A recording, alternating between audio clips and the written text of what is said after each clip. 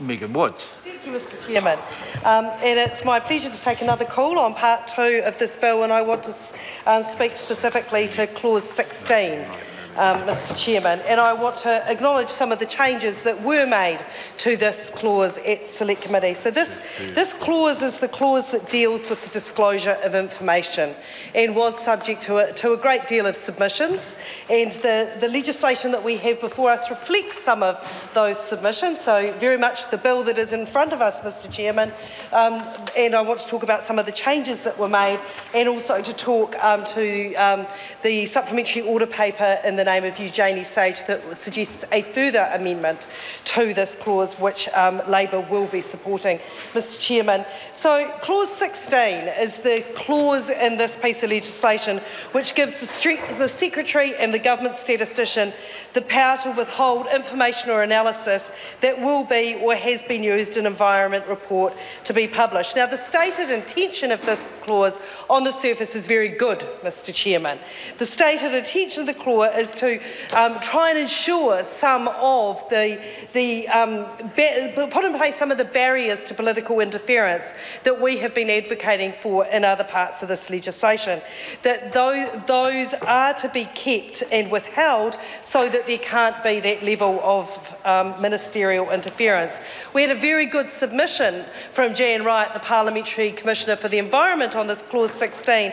who agreed that the stated intention of the clause was indeed admirable and something that we should support, but that clause 16 could actually be used to go far beyond protecting against government interference. First, the clause as it was drafted is ambiguous, and that is why the legislation that we see before us today has been changed, and the committee did recommend changes from the Select Committee stage through back here to the House, that we as a committee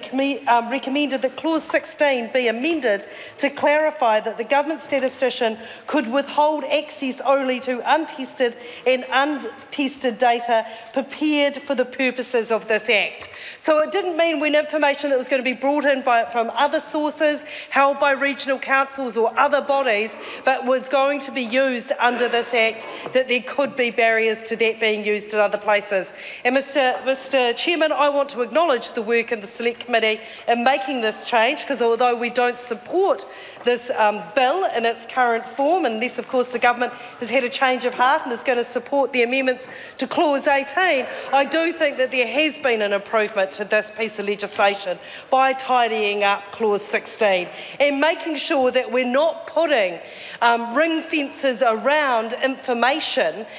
needlessly, and that what we're end up doing inadvertently, I believe is the case, Mr Chairman, that we end up ring-fencing off information that could be profitably used for other purposes, as in indeed incredibly important for us to be able to use it, because we're trying to create some kind of barrier to ministerial interference. As we have suggested in previous contributions, we think that if that is the intention of the government, that there are indeed better ways in order for this legislation to be free from ministerial interference, and we've talked about those in relation to another clause in part 2 of this legislation, Mr Speaker, in clause 18, and that we are supporting the amendments that are proposed there. And Mr Speaker, there were some changes made to clause 16 Select Committee, as I've talked about, but we actually do support the Eugenie Sage's amendment, her supplementary order paper on this, where she wants to insert the word exclusively. And this was something that we discussed at Select Committee, and in fact it was something that I suggested, because I think that actually using the word exclusively removes any kind of ambiguity around the fact that we need to section this off just for information that is only prepared for the purposes of this Act, and that we don't inadvertently catch important data that is decided it's going to be used. The Government Statistician and the Secretary for the Environment decide that it can be used for the purposes of reporting on the state of the New Zealand environment and brought in, that we don't want to catch that. And Mr Chairman, I don't believe this is the purpose of this Act, and I don't think it was ever the purpose of the legislation in order to do that. And I'd be very interested to hear the Minister's comments on that, and to see if he will consider consider a very sensible, Mr Chairman.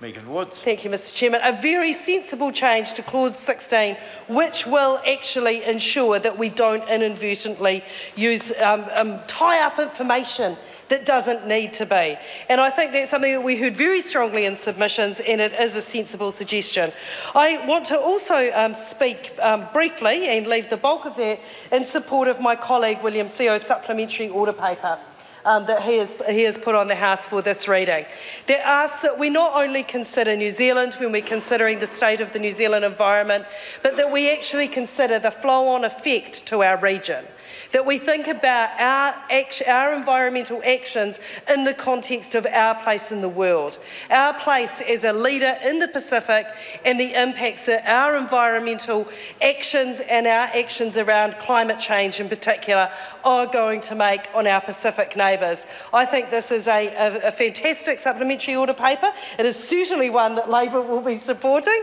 and it is something that I think would strengthen this piece of legislation immensely. It would not only be about New Zealand if we were to pass Clause 18 and have it free from ministerial interference, about New Zealand finally joining the rest of the OECD and having independent, free from political interference environmental reporting on our environment, but it would also place New Zealand in its proper global context, and that is in the Pacific. So, Mr Chairman, this is an amendment that I would like this House to consider, and I'd like to hear the Minister's views on that, and a call that I'm sure he's about to make when he addresses Clause 16 and the very sensible suggestions to the changes to Clause 16, but also this supplementary order paper around us taking our proper role in the Pacific and having our reports reflecting the leadership role that we should be taking environmentally and in terms of climate change in the Pacific. Thank you, Mr Chairman.